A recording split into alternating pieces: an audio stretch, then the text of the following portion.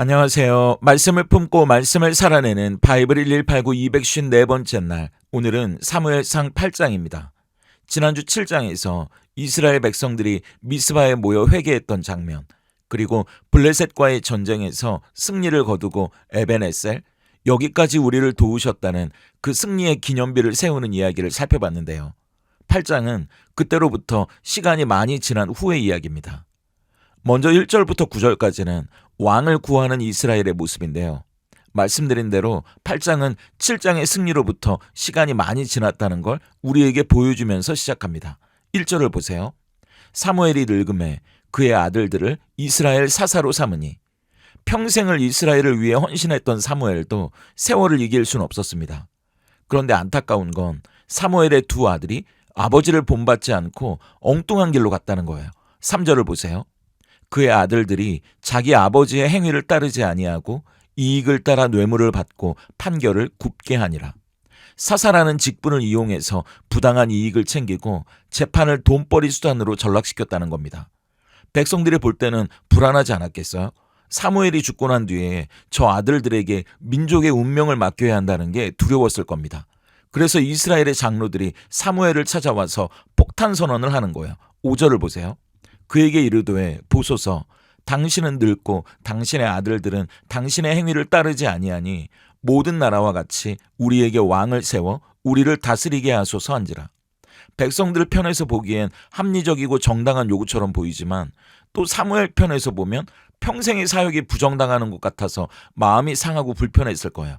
그런데 그때 하나님께서 이 상황에 대한 영적인 진단을 이렇게 내리십니다. 7절이에요.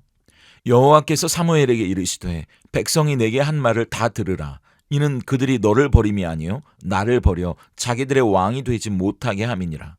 지금 그 사람이 하고 있는 말이 다인 줄 알았는데 정작 본심은 그 마음에 따로 있는 경우가 종종 있지 않습니까? 이스라엘 장로들도 마찬가지예요. 겉으로는 부패한 사무엘의 아들들 때문에 불안하니까 왕을 달라고 이야기는 했지만 사실 곰곰이 생각해보면 사사나 왕이나 그게 그거 아닙니까? 왕이라고 해서 별반 다를 게 없거든요. 왕이 이상한 사람이 되거나 그 아들들이 사무엘의 아들들처럼 되지 말라는 법이 없잖아요. 그러니까 사실 그건 핑계였을 뿐 그들은 하나님의 다스림을 귀찮아하고 부담스러워했다고 말씀하시는 겁니다. 사사시대에는요. 적이 쳐들어오면 회개하고 금식하면서 하나님이 사사를 통해 도와주실 때까지 기다려야 되는 거거든요. 하나님이 도와주시나 안 도와주시나 스스로를 돌아봐야 하고요. 그 도움을 기다리는 겁니다. 그게 얼마나 불안하고 피말리는 일이었겠어요. 그리고 하나님은 매번 도와주시는 것도 아니고요. 내가 잘못한 일이 있거나 하나님의 또 다른 뜻이 있으면 이스라엘이 패배하도록 그냥 내버려 두기도 하셨으니까요. 그러니까 사실 이스라엘 장로들은 하나님 말고 자기들의 안전을 지켜줄 왕이 필요했던 겁니다. 군대를 갖추고 언제든 전쟁이 나면 그들을 위해 출동할 수 있는 시스템. 번거롭게 회개하거나 기도하지 않아도 언제든 우리를 지켜줄 그 눈에 보이는 군대와 왕이 필요했던 겁니다. 그러니까 결국 그들의 요구는 하나님을 왕의 자리에서 폐위시키려는 끔찍한 반역이었죠. 우리도 그렇지 않습니까? 보이지 않고 내 뜻대로 움직여주지도 않고 자꾸 너 자신을 돌아보라고 말씀하시는 하나님보다 내가 어떻게 살든 그것과는 상관없이 나를 지켜줄 만한 확실한 것들을 우리도 구하는 거예요. 가령 내 통장에 찍힌 잔고, 든든한 직장, 세상의 백을 안전하게 곁에 두고 싶어 하거든요. 하나님은 하나님의 도우심보다 세상의 것들로 안전할 거라고 착각하는 마음, 그리고 통제할 수 없는 하나님보다 내가 스스로 내 안전과 행복을 통제할 수 있는 것들로 만들고 싶어하는 그 마음이 사실은 잘못된 거라고 가르쳐 주십니다. 이어지는 10절부터 22절까지는 세상의 왕에 대한 엄중한 경고인데요.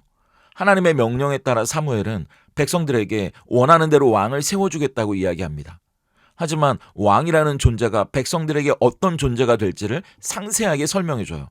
그 내용이 11절부터 17절까지 이어지는데 여기서 계속 반복되는 동사가 있습니다. 그게 바로 가져갈 것이다 라는 동사예요.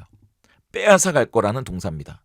세상의 왕은 너희에게 평화와 행복을 가져다주는 존재가 아니라 오히려 너희의 것을 빼앗아가는, 가져가는 존재라는 말이죠.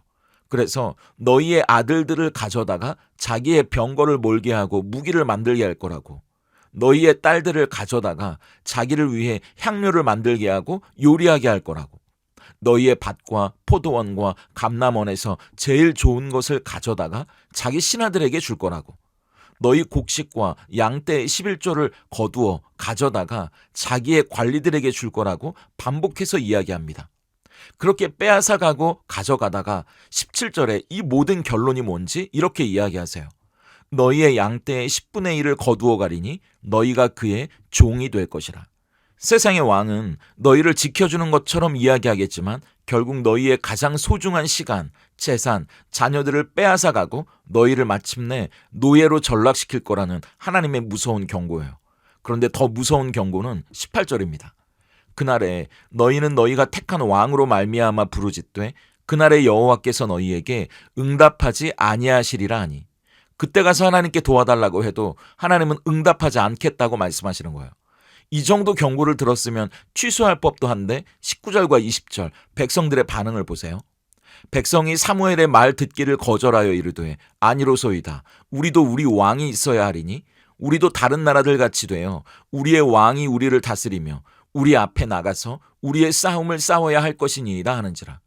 점점 하나님이 말씀하셨던 그들의 감춰진 속내가 드러나지 않습니까? 사실 그들이 원했던 게 뭔지 보세요. 우리도 다른 나라들 같이 되어입니다. 하나님의 백성이 아니라 세상 나라 백성처럼 살고 싶다는 거예요. 그리고 우리의 싸움을 싸워야 할 것이니이다. 하나님의 싸움이 아니라 우리가 원하는 싸움을 대신해 줄 왕이 필요하다는 겁니다. 7장에서 블레셋과의 싸움을 어떻게 이겼는지 이스라엘 백성들에게 기억하라고 에벤에셀의 돌을 세워주셨잖아요. 하나님 앞에 불순종하고 죄를 지으면서도 그걸 해결할 능력이 없었던 게 이스라엘입니다. 그런데 그걸 수습해 주시고 그들을 위해 싸우시는 분은 언제나 하나님이셨어요. 그런데도 그 은혜를 잊어버리고 눈에 보이지 않는 하나님보다 눈에 보이는 세상의 왕이 필요하다고 떼를 쓰고 있는 겁니다. 우린 여기서 우리를 지켜주고 더 나은 것을 가져다 줄 것처럼 보이는 저 세상 왕의 진짜 정체를 보게 돼요. 그 왕은 우리에게 돈과 권력, 안전과 행복을 약속하며 다가오지만 결국 우리의 시간을 가져가고 건강을 가져가고 영혼까지 가져가서 우리를 욕망의 노예로 만들어버리는 게 세상의 왕이에요. 그 왕은 우리를 위해 대신 싸워줄 것처럼 보이지만 정작 전쟁이 터지면 그 왕은 뒤에 숨고 우리의 자녀들이 총알바지로 불려나가서 죽게 되는 겁니다. 지난주부터 사순절이 시작됐는데요. 그럼 우리의 진짜 왕 예수님은 어떤 분이실까요?